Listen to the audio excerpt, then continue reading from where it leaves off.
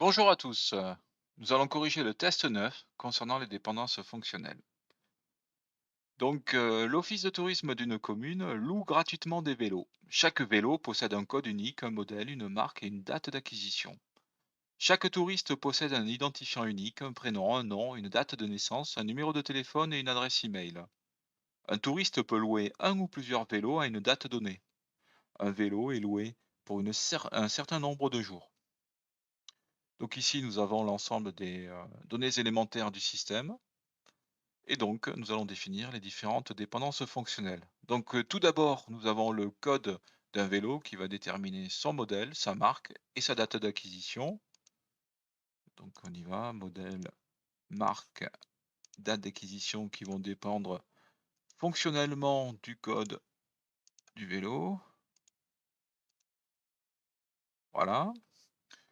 Chaque touriste possède un identifiant unique, un prénom, un nom, une date de naissance, un numéro de téléphone, une adresse email. Toutes ces caractéristiques sont déterminées par l'identifiant du touriste.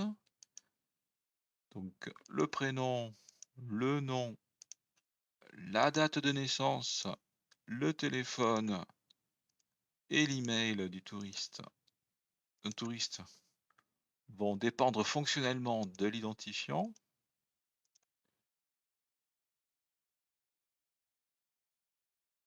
Parfait. Concernant les locations, on nous dit qu'un touriste peut louer un ou plusieurs vélos à une date donnée. Donc on n'a pas, à partir de cette phrase, on peut en déduire qu'on n'a pas la dépendance fonctionnelle, idée touriste et date de location détermine le code du vélo. Puisqu'en fait, on pourra avoir plusieurs valeurs de code de vélo correspondant à plusieurs vélos loués à la date donnée et pour le touriste donné. Si on réfléchit bien, la dépendance fonctionnelle, qu'on peut, définir à partir, de ces 2 phrases-là, serait la suivante: pour une date donnée,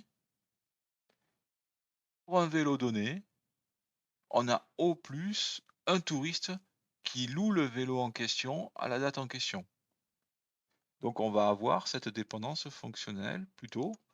Donc, heu, Étant donné, la date de location, une date de location, un code de vélo, on va avoir au plus un touriste qui va louer ce vélo-là à cette date-là. Donc on va avoir au plus une valeur correspondant à l'identifiant du touriste. Alors il s'agit d'une dépendance fonctionnelle qui est faible, puisque pour, tout couple, date de location et code vélo, on n'a pas forcément une valeur, d'identifiant de touriste. On en a au plus une, puisqu'il se peut que pour une date donnée et un vélo donné, on n'ait pas un touriste qui ait loué le vélo, à la date donnée. D'autre part, on a également, il ne faut pas oublier cette donnée-là, le nombre de jours de location, donc un vélo est loué pour un certain nombre de jours. Donc là, de même, pour une date donnée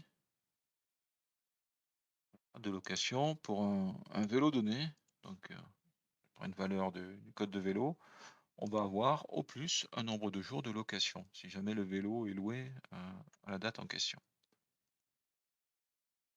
Bon, bah, je pense qu'on n'a pas oublié de dépendance fonctionnelle. On va évaluer notre ensemble. Parfait, on a trouvé l'ensemble des dépendances fonctionnelles recherchées. Merci de votre écoute et à bientôt.